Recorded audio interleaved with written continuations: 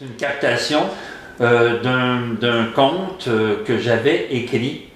Ben, disons que c'est une rencontre. À vrai dire, l'histoire, c'est une rencontre entre une invitation, et ce qui s'est passé, c'est une invitation de Galiléo qui voulait faire un conte de Noël dont j'aurais été le narrateur.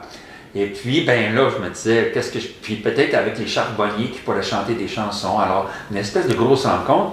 Alors, je me disais, conte de Noël, moi, je compte des contes, mais j'ai pas beaucoup de contes de Noël, mais je me suis souvenu que j'avais écrit un conte pour Le Devoir en 2006, un conte de Noël qui s'appelait La Noël du vieux Félix. Alors, on a choisi ce conte-là, puis on a monté le spectacle que vous allez voir, qui s'appelle Conte d'une nuit de Noël, celle du vieux Félix. C'est inspiré d'une légende québécoise qui veut que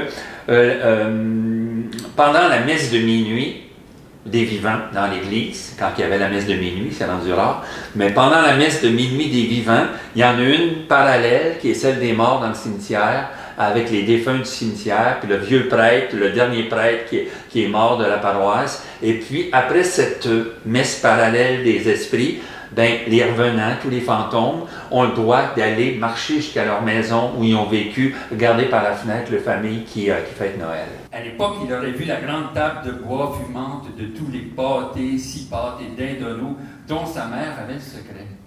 Et les murs tapissés qui ont tant vibré au son du violon dans cette maison toujours pleine à recevoir, oncles et tantes, cousins, cousines venus d'aussi loin.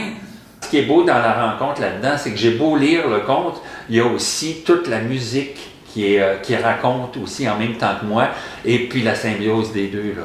Lorsque j'ai entendu les charbonniers, j'ai dit c'est exactement ce qu'il nous faudrait.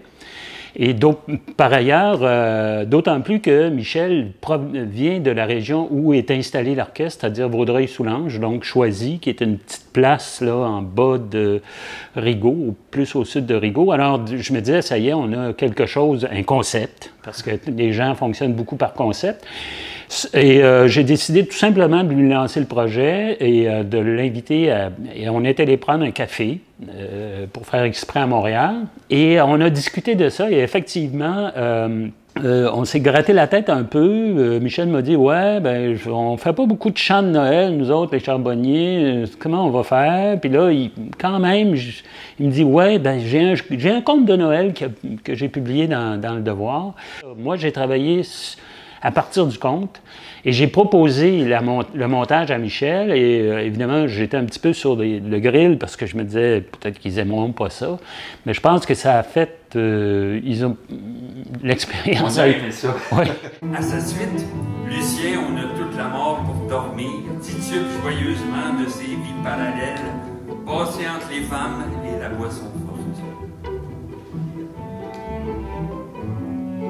Il faut dire une chose, quand les charbonniers chantent dans le conte, c'est pas juste les charbonniers, parfois oui, une fois, peut-être 2 fois, mais il y a l'orchestre aussi nous accompagne, ce à quoi on n'est pas habitué nécessairement, et Daniel a dû composer avec des harmonies qu'on avait déjà fait, mais en même temps élargir le spectre. J'ai pris tout simplement ce que les charbonniers avaient placé sur les disques, inscrit sur les albums, et la problématique et le défi, c'est que les charbonniers n'écrivent pas leurs chansons, comme la vaste majorité des gens qui font du trad.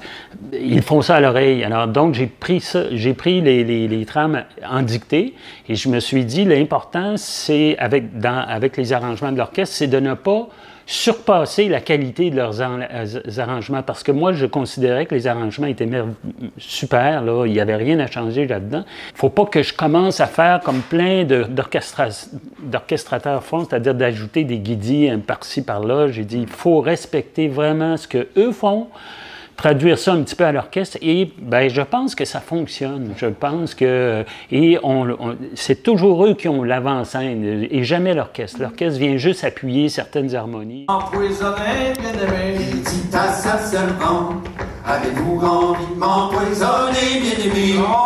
On est au magnifique théâtre Gilles Vigneault, à Saint-Jérôme, et une chose qui est arrivée hier, les techniciens, parce que bon, il y a une équipe qui prend la prise de son, la prise de vue, l'éclairage, etc. Tout le monde, c'était de se dire, hey, on est-tu content de pouvoir enfin faire le métier qu'on aime, là, puis de se retrouver ensemble. Alors, Dans la ville Minuit, c'est mes deniers en poche. Mon village tranquille, une fois je mène à l'homme, l'autre à la foule.